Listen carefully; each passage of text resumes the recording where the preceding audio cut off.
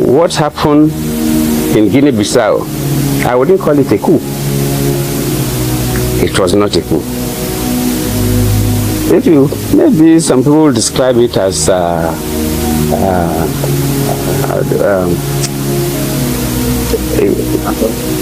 no, not quite. I would just say, if it is like, for want of better word, I would say maybe because it's a ceremonial coup. Because for two things, it is the President Ebele, that announced the coup. Before later, the military man came up to address the world that they were in charge of everywhere. Then Ebele has already announced the coup, which is strange. Not only announcing the coup, but Ebele, while the coup took place, was using his phone and addressing media organizations across the world that he has been arrested. I'm a Nigerian close to 70, and I know how they keep heads of state when a coup takes place. Recently, I was a mediator in Mali, ECOWAS mediator in Mali, and within that period, we had a military coup. Military don't take over governments, and the sitting president that they overthrown will be allowed to be addressing press conferences and announcing that he has been arrested. Why does this happen? Who is fooling who? Basically, what happened in Guinea-Bissau is quite disturbing to me who believes in democracy.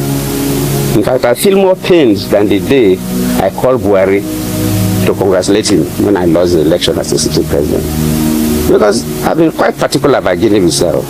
As a sitting president, then, Guinea-Bissau was in crisis. Started by about 2012. By 2011, we have to go physically. We worked with them and made sure that by 2014, we went 2013, elections were conducted.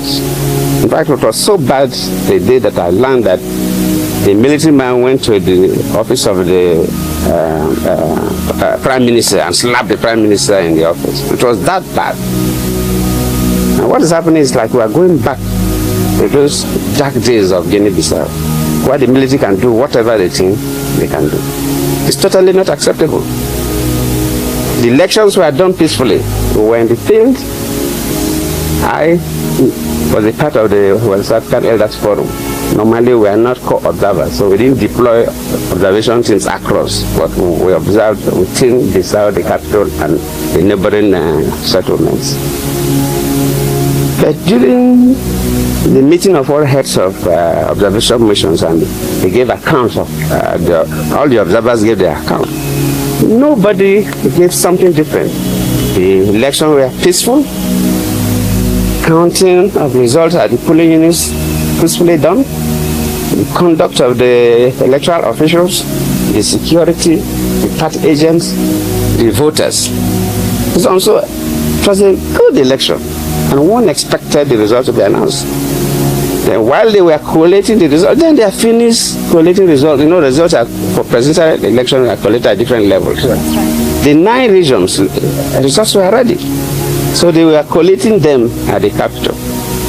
And when they were almost through, and we're all waiting for the result to be announced, then Ebele announced that that's a coup. That they have taken over, they have arrested him. But from all indications, nobody arrested him.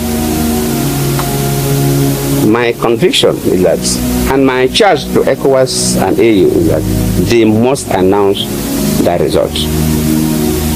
They have the results because AU and ECOWAS officials were at all the regions when the results were collated. They cannot change those results. They should tally all those results and announce. They cannot force the military out, but they must announce, let the world know who won that election. Let the world know who won that election. And they owe the world that responsibility. Similar thing happened in Cote d'Ivoire when I was the chair of the Authority of Heads of State and Government of ECOWAS. When in 2010 we had elections in Cote d'Ivoire, Gbagbo was the sitting president. At the first round, Gbagbo got 40-something% of the votes. Ouattara got 30-something% of the votes. And their law, you must get 50% of the votes plus one, at least. Democrats are about majority. You must get a simple majority to be the president. So they have to go for a second round. And when they went for the second round, all those other candidates that lost now supported Ouattara. And Ouattara now got more votes than Gbagbo. And Gbagbo said he was not going. That he won the election. How can somebody who had something now come and defeat him? But that is the law. Then all the observers, international communities say Ouattara won the election. Then we say, well, you're our colleague, but you have to go. If the observers, everybody say, Ouattara won the election, Ouattara must be sworn in as the president of Cote d'Ivoire. I stood my ground as the chair of the authority of heads of state and government of ECOWAS, and Ouattara was sworn in. So, the leadership of ECOWAS, luckily, Madabio was a former military man himself, so he should be courageous. The leadership of AU, they must be courageous. They must announce who won that election. I'm not saying they should mobilize soldiers to go and fight, no need to save blood, but we must know. Because the results are there, they have the results. The AU, ECOWAS, they have the results. So we cannot be playing pranks. Nobody should call others fools. There's no way they remove a military coup. Military coup at the time they want to announce the result. How? And the president was the person who announced the coup. It doesn't happen anywhere. Well, people are too young, so they didn't know what used to happen in Nigeria. We're a country that witnessed series of coups before. So it doesn't happen.